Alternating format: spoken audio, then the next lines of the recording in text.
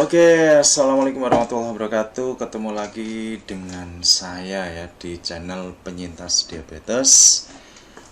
Kali ini saya ingin membahas atau menyampaikan suatu wawasan tentang resistensi insulin yang menjadi penyebab diabetes tipe 2. Nah, di sini dalam video ini ada satu pertanyaan yang perlu diketahui oleh penyintas diabetes semua atau DMers ya. Istilah saya DMers saja ya. Tentang apakah resistensi insulin. Nah, kalau ingin sehat jangka panjang maka pahami metabolisme tubuh kita. Nah, itu moto saya. Saya ingin menyampaikan disclaimer dulu bahwa saya itu bukan ahli gizi atau ahli kesehatan. Yang kebetulan saya itu merupakan salah satu dosen yang memiliki latar belakang di sosial ekonomi pertanian. Dan saat ini semenjak tanggal 30 September 2021 kemarin saya menghadapi kondisi diabetes tipe 2 ya. Dan saya berjuang untuk pulih. Kemudian dalam video ini saya hanya menyampaikan materi dari pakar kesehatan ya, pakar-pakar kesehatan yang saya ikuti dan jurnal ilmiah yang saya pelajari. Kemudian video ini bersifat edukatif dan semua sumber yang saya sampaikan dalam video ini akan ada di link deskripsi. Oke, kembali ke judul tentang apa sih resistensi insulin itu. Nah, di sini saya mengambil atau menyampaikan materi yang sudah diberikan oleh Dr. Jason Fung yang judul A New Paradigma Baru tentang Insulin Resistant atau Resistensi Insulin. Nah, Dr. Jason Fung ini siapa sih?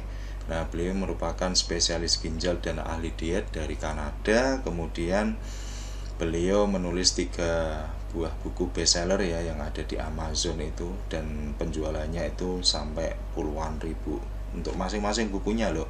Jadi luar biasa. Oke, nanti bisa dicek aja di Amazon ya. Nah, ini gimana ya?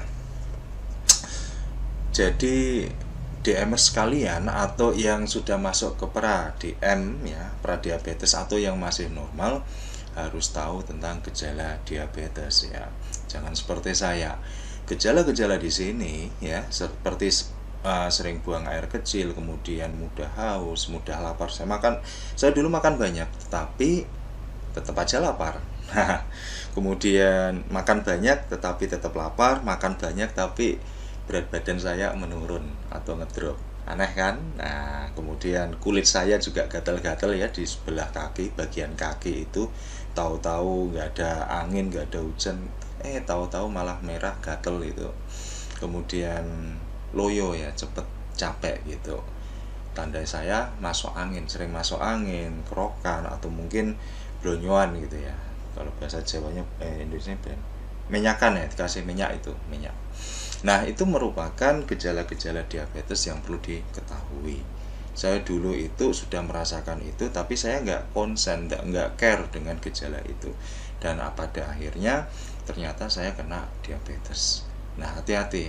Kalau sudah kena DM itu baliknya itu butuh tirakat atau laku prihatin yang luar biasa. Itu paling tidak itu yang saya yakini gitu ya.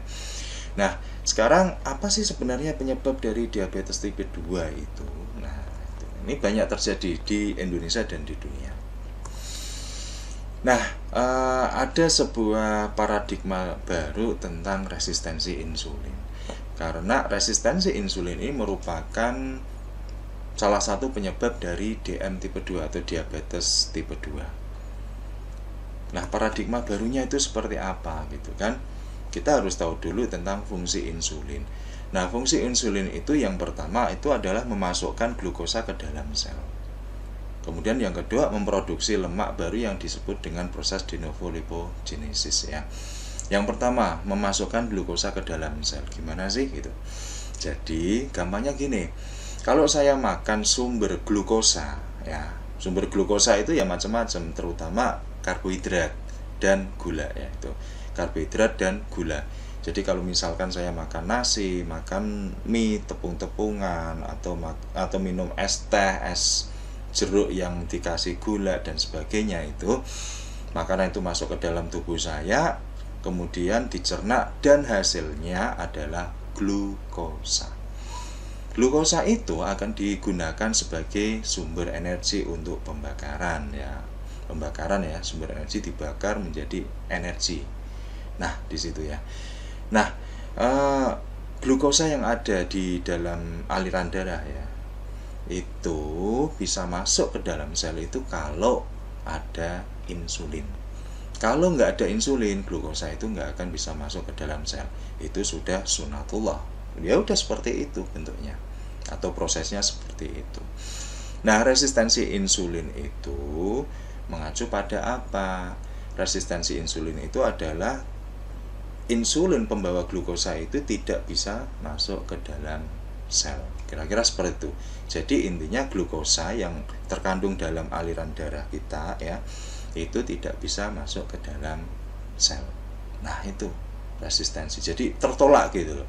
Makanya orang DM seperti saya ya, orang DM itu kalau kadar glukosa darahnya itu tinggi, maka ketika dicek cek darah misalnya pakai glukometer yang tusuk stek gitu kan, nah itu menunjukkan gula darah yang tinggi.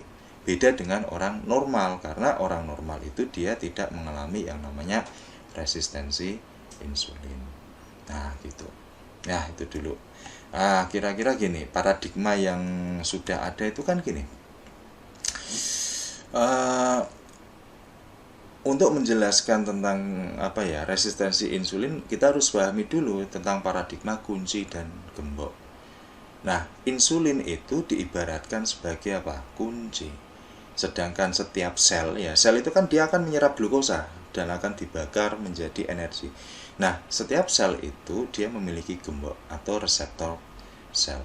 Nah, itu. Jadi, ketika glukosa tadi ada di aliran darah, maka insulin ini itu berlaku sebagai kunci agar bisa membuka pintu di dalam sel atau yang dinamakan dengan reseptor sel itu agar glukosa bisa masuk. Nah, poinnya seperti itu. Nah, masalahnya adalah gimana? Nggak bisa masuk ini. Karena apa? Macet.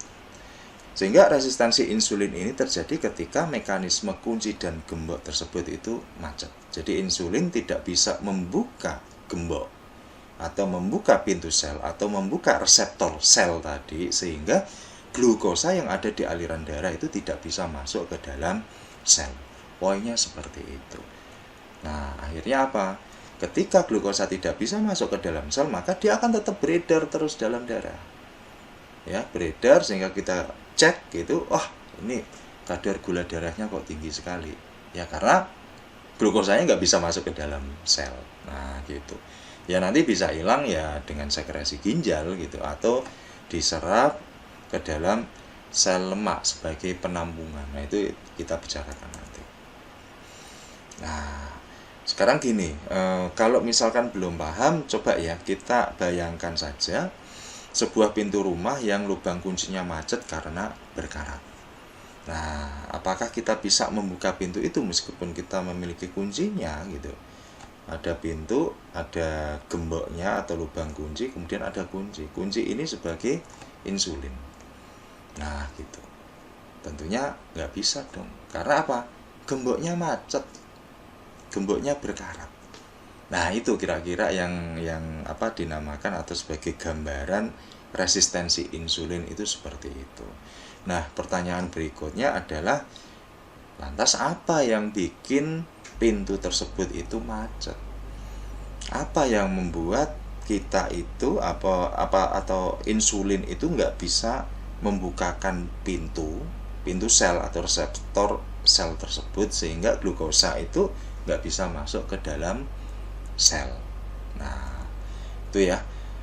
Itu akan saya singgung pada video selanjutnya. Oke.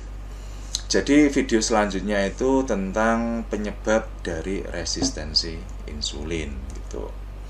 Baik, atasi kegalauan dengan pengetahuan yang benar.